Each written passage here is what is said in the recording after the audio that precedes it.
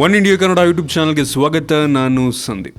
ಮಣಿಪುರ ವಿಧಾನಸಭಾ ಚುನಾವಣೆ ಆಡಳಿತ ವಿರೋಧಿ ಅಲೆಯಲ್ಲಿ ಈಜಿ ದೃಢವನ್ನ ಮುಟ್ಟುತ್ತಾ ಕಾಂಗ್ರೆಸ್. ಚುನಾವಣೋತ್ತರ ಸಮೀಕ್ಷೆಯನ್ನ ನೋಡಿದರೆ ಮಣಿಪುರದಲ್ಲಿ ಈ ಬಾರಿ ಯಾರು ಅಧಿಕಾರಕ್ಕೇರ್ತಾರೆ ಎಂಬ ಕುತೂಹಲ ಹುಟ್ಟಿಸಿದೆ. ಕೆಲವು ಸಮೀಕ್ಷೆಗಳು ರಾಜ್ಯದಲ್ಲಿ ಕಾಂಗ್ರೆಸ್ ಭಾರಿ ಬಹುಮತದಿಂದ ಅಧಿಕಾರಕ್ಕೇರಲಿದೆ ಅಂತ ಹೇಳಿದ್ರೆ, ಇನ್ನು ಕೆಲವು ಸಮೀಕ್ಷೆಗಳು ಬಿಜೆಪಿ ಗೆಲ್ಲಲಿದೆ ಅಂತ ಹೇಳುತ್ತೆ. ಕಳೆದ 15 ವರ್ಷಗಳಿಂದ ರಾಜ್ಯದಲ್ಲಿ ಅಧಿಕಾರದಲ್ಲಿರುವಂತಹ ಕಾಂಗ್ರೆಸ್ಸಿಂದ ಆಡಳಿತ ಯಂತ್ರ ಕಿತ್ತುಕೊಳ್ಳಲು ಬಿಜೆಪಿಗೆ ಸಾಧ್ಯವಿಲ್ಲ ಎಂಬುದನ್ನು ಸಮೀಕ್ಷೆಗಳು ಹೇಳ್ತವೆ. ಇಡೀ ಚುನಾವಣೆಯ ಪ್ರಮುಖ ಅಂಶವೆಂದರೆ ಕಾಂಗ್ರೆಸ್ ಮುಖ್ಯಮಂತ್ರಿ ಒಕ್ರಾಮ್ ಇಬೋಬಿ ಸಿಂಗ್ ಆಡಳಿತ ವಿರೋಧಿ ಅಲೆಯನ್ನ ಮೆಟ್ಟಿ ನಿಂತಿದ್ದು. ರಾಜ್ಯದಲ್ಲಿ 127 ದಿನಗಳಿಂದ ರಾಷ್ಟ್ರೀಯ ಹೆದ್ದಾರಿಗಳ ಬಂದ್ ಆಗಿ ಇಡೀ ರಾಜ್ಯದಲ್ಲಿ ಅಲ್ಲೋಲ ಕಲ್ಲೋಲ ಪರಿಸ್ಥಿತಿ ಸೃಷ್ಟಿಯಾಗಿತ್ತು. ಇದನ್ನು ತಮ್ಮ ಕಡೆಗೆ ಇಬೋಬಿ ಸಿಂಗ್ ತಿರುಗಿಸಿಕೊಳ್ತಾರೆ.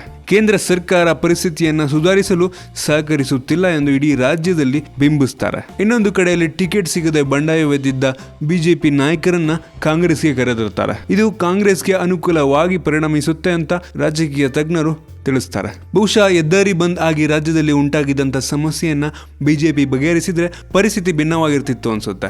ಇನ್ನು ಟಿಕೆಟ್ ಹಂಚಿಕೆ ವಿಚಾರದಲ್ಲಿ ಸ್ವಲ್ಪ ಗಮನ ಹರಿಸಿದ್ರೆ ಬಿಜೆಪಿಗೆ ಇಲ್ಲಿ ಗೆಲುವು ಉತ್ತಮ ಅವಕಾಶವಿತ್ತು ಅಂತ ನಮ್ಮ ಅಭಿಪ್ರಾಯ. ಸದ್ಯಕ್ಕೆ ಇಲ್ಲಿ ಬಿಜೆಪಿ ಗೆಲ್ಲುವ ಅವಕಾಶವನ್ನ ಕೈ ಚೆಲ್ಲುವಂತೆ ಕಾಣುತ್ತಿದೆ. ನಾವು ಆದರೂ ಕಾದು ನೋಡಬೇಕು. ಈ ಒಂದು ಎಲೆಕ್ಷನ್ ಯಾವ ಒಂದು ರಿಸಲ್ಟ್ ಕೂಡ ಬರ್ಬೋದು, ಯಾವ ಟೈಮಲ್ಲಿ ಏನು ಬೇಕಾದರೂ ಒಂದು ಚೇಂಜಸ್ ಆಗ್ಬೋದು. ಕಾದು ನೋಡಬೇಕು ಯಾವ ರೀತಿ ಈ ಒಂದು ಮಣಿಪುರ ವಿಧಾನಸಭಾ ಚುನಾವಣೆಯ ಒಂದು ಫಲಿತಾಂಶ ಹೊರಬರುತ್ತೆ ಅಂತ. ಇದ್ರ ಬಗ್ಗೆ ನಿಮ್ಗೆ ಅನಿಸುತ್ತೆ ಕೆಳಗಡೆ ಕಾಮೆಂಟ್ ಅಲ್ಲಿ ತಿಳಿಸಿ. ನಿಮ್ಗೆ ಏನಾದರೂ ಈ ವಿಡಿಯೋ ಇಷ್ಟ ಆಗಿದೆ ಅಂದರೆ ಕೆಳಗಡೆ ಲೈಕ್ ಬಟನ್ ಇದೆ, ಅದನ್ನು ಕ್ಲಿಕ್ ಮಾಡಿ ನಿಮ್ಮ ಗೆಳೆಯರೊಂದಿಗೆ ವಿಡಿಯೋನ ಶೇರ್ ಮಾಡಿ.